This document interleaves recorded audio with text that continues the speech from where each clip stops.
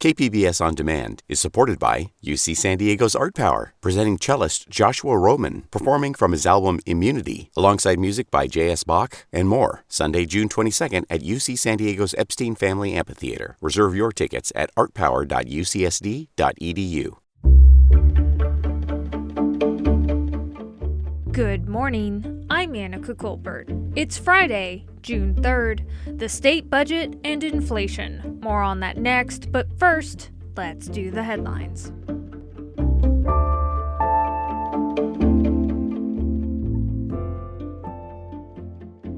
The weekly average of COVID-19 cases in San Diego County has more than tripled in the past month. That's according to the County Health and Human Services Agency.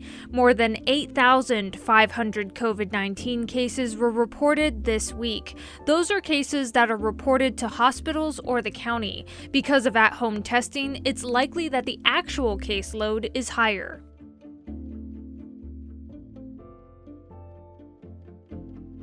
UC San Diego announced on Thursday that it plans to open up a data hub focused on homelessness. It's intended to serve as a nonpartisan hub for research, education, policy, and action on homelessness.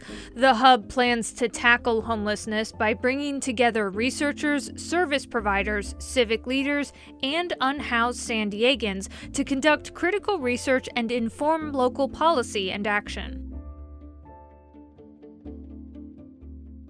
More than 150 voting centers will open this weekend. You can cast your primary election ballot at these centers or drop off your mail-in ballot. Hours are 8 a.m. to 5 p.m. every day until Election Day on June 7th, when they'll be open until 8 p.m. Go to sdvote.com to find a voting center near you. From KPBS, you're listening to San Diego News Now. Stay with me for more of the local news you need.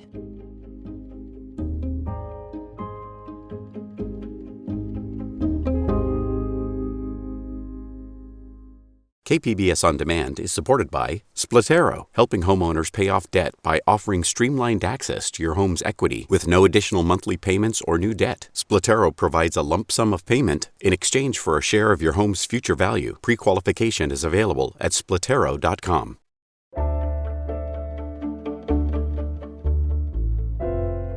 Leaders in Sacramento are trying to reach an agreement on the state's budget that must be in by July 1st. KPBS reporter Kitty Alvarado tells us many people are hoping lawmakers can agree to help families struggling with inflation. Berta and Santiago Soto are unloading their farm-grown produce at the new farmers market in Linda Vista. But their minds are preoccupied with the high cost of traveling to farmers markets from their farm in Fallbrook. Gas prices have had a tremendous impact on the cost of operations. They're far away from Sacramento, but what is done there will affect them. Right now, politicians are trying to figure out what to do with a nearly $90 billion budget surplus and the budget in general. Berta and Santiago hope it includes relief for higher gas prices at the pump that are seeping their way into everything they do and will affect the future of their farm. We often think about closing the farm. We work so hard, and it's all for nothing sometimes. We just can't make a profit. The budget deadline is June 15th. Kitty Alvarado, KPBS News. Also in the budget, billions of dollars earmarked to support students and school districts. The impact is significant for San Diego Unified, the state's second largest school district. The district would benefit from $300 million to fund transitional kindergarten programs geared toward students from low-income families. There's also an increase of $1.2 billion for school transportation to fund electric buses and other zero to low emission vehicles. Enrique Ruicho is the district's new chief of staff, who's keeping close tabs on the state's financial commitment. What we learned through the pandemic is that schools are critical not only to the economy of the state, but to the future of the state as well. Higher education would also benefit with a proposed $2 billion to develop more student housing at California state universities and community colleges.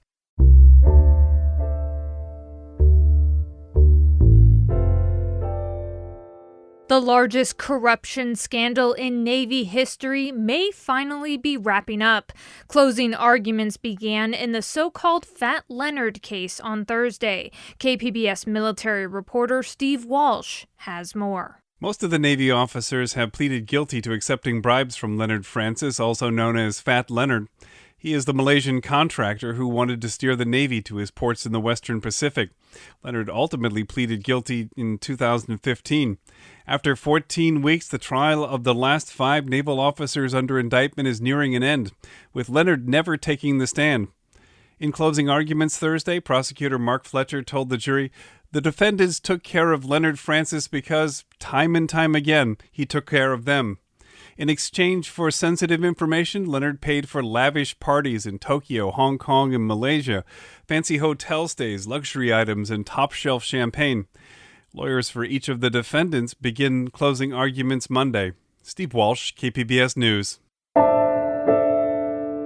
The city of Vista got nearly $2 million to help people living in an encampment. But when the city put out a call for someone to run a homeless shelter, no one answered.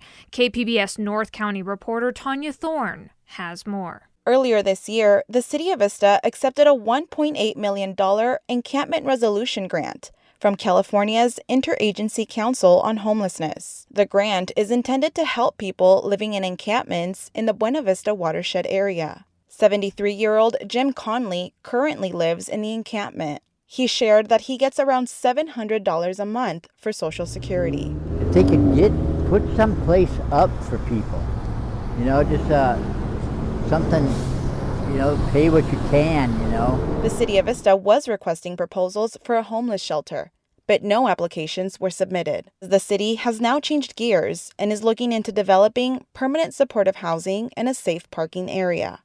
Tanya Thorne, KPBS News. Coming up, House of Mexico returns to Balboa Park. Plus, San Diego Fringe Festival is back this week. Those stories are next, just after the break.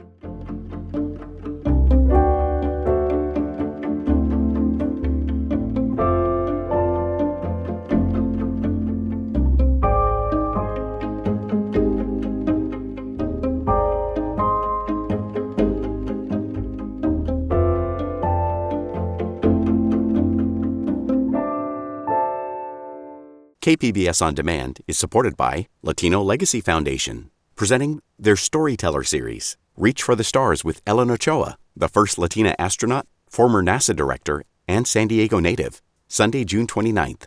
More at latinolegacyfoundation.org.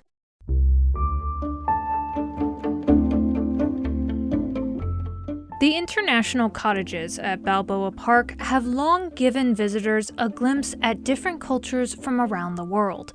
Yet for years, San Diego's closest cultural and geographic neighbor was without its own space.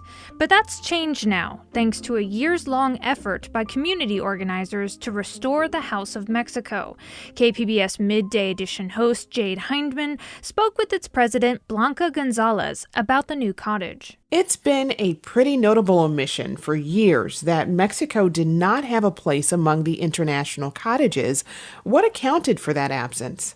Yes, that was so disappointing and disheartening for so many of us who have Mexican background. But the reason that we didn't have a House of Mexico is we know it went back many, many years because originally when the houses were built in 1935, there was a House of Mexico. But over the years and including during World War II, when the military took over the park and the cottages were turned into barracks, obviously all of the houses left the park. And when the houses returned in 1948, the cottages were assigned based on membership. And unfortunately, the House of Mexico's membership was not as large as others. So House of Mexico was assigned to share a cottage with some of the other houses. Eventually, the House of Mexico disappeared from the membership rolls. And, we don't really know because we weren't around in the 1950s. But in 2003, we were able to resurrect House of Mexico and started a campaign to get the cottage built. Fantastic. And like you say, this is something that's been years in the making. Can you tell us a little bit about what it took to get this effort off the ground? It took the work and support of so many volunteers and so many supporters here in San Diego. We had a lot of fundraising, and we continue to do fundraising because we had to take out loans to get the final construction, everything built. But we had a lot of people that it was truly a labor of love. We did fundraisers, we're, selling tamales, December nights events, selling tacos and aguas, and just being out there asking for donations and really asking anybody who has an interest and a love of Mexico to please donate to our cause. And can you give us a bit of a glimpse of what visitors can expect? Our plan is to rotate the exhibit so that we showcase a different state. So every quarter or so every few months, we will present the artwork, photographs, paintings, arts and crafts from different regions and states of Mexico. Why do you think it's important that Mexico finally has a place among the international cottages? Well, as you mentioned, Mexico is the closest neighbor, especially here in San Diego. And we have a lot of people who have Mexican heritage or people who just appreciate and love the Mexican culture. And to have a place like the International Cottages, which is so unique, where people can go and get a glimpse of so many countries, but yet not have Mexico represented. That was just astounding to so many people who, once they found out that was the case, they were appalled. And of course, so many of us knew that for many, many years. And while we enjoy and love Balboa Park, we've always felt that something was missing without a House of Mexico. And next week, the House of Mexico will be hosting a lawn program to show off the new cottage. Can you tell us about what we can expect? Sunday, June 5th, from noon to 4 p.m., we have our lawn program at Balboa Park, and we're going to have mariachi, we're going to have ballet folklorico, we're going to have all kinds of delicious food, tacos, tamales, churros, aguas frescas. It will be a wonderful day for the family. We're also going to have some craft activities for the kids. And we just want people to come out and enjoy, have a good afternoon, and visit our cottage. And that was House of Mexico's President Blanca Gonzalez speaking with KPBS's Jade Hindman.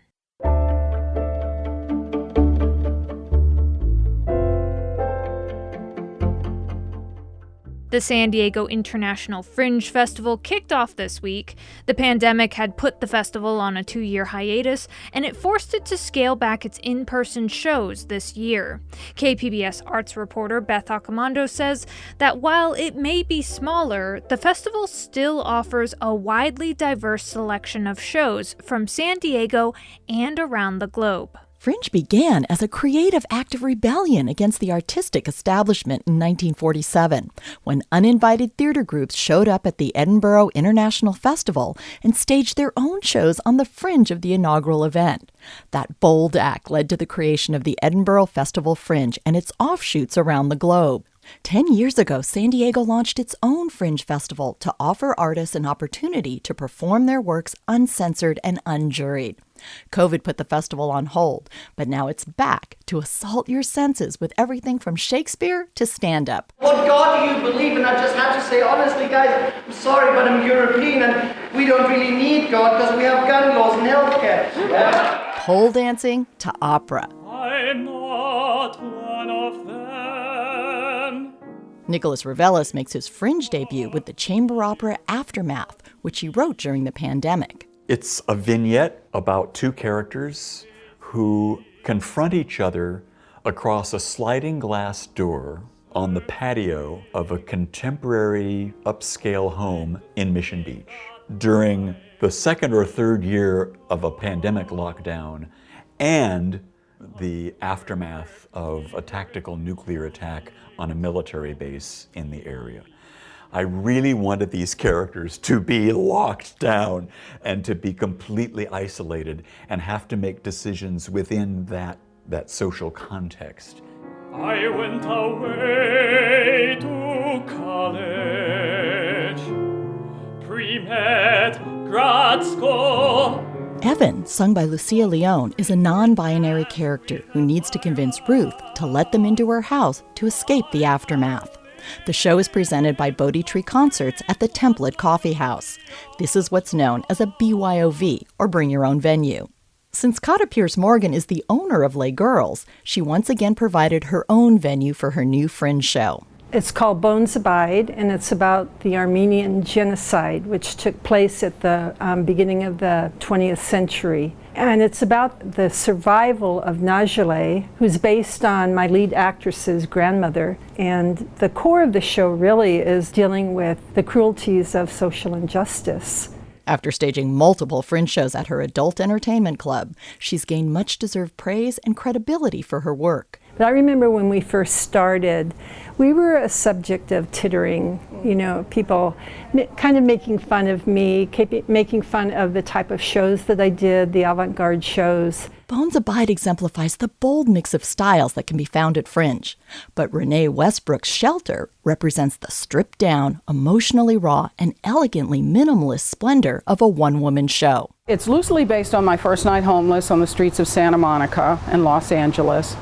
Just walk, Davina. You can do this. Just put one foot in front of the other. You can do this. You're college educated. You have a degree in a storage unit that's about to be auctioned off to the highest bidder. You can do this. I can't do it. I can't do it, God. I'm not going to make it. Please help me. I'm lost. I can't do it. I wanted it to be about the various definitions of shelter. The different characters have their own meaning of what shelter means. To Davina Gray, the main character, it's a home, a roof. To Lazarus, it's nobody's going to ever hurt me again. That's his shelter, his karate. I know what lone is. Your lone is shelter like you think. And just because I don't got no roof over my head don't mean I ain't got no shelter. This my shelter. My karate, my shelter. And that's one of the things that I wanted to just express, is that contemporary homelessness as well has a deep meaning for everyone, because so many people are experiencing it now. But primarily I wanted to get out there the various definitions of what shelter is, because we all have different ideas of what it should be. Whether it's the terror of being alone on the streets or the joy of physical comedy, San Diego Fringe has it all, now through June 12th. Beth Accomando, KPBS News. You can find more information on San Diego International Fringe Festival at kpbs.org/cinemajunkie. And that's it for the podcast today. As always, you can find more San Diego news online at kpbs.org. This podcast is produced by KPBS senior radio producer Brooke Ruth and me, Annika Colbert. Thanks for listening and have a wonderful weekend.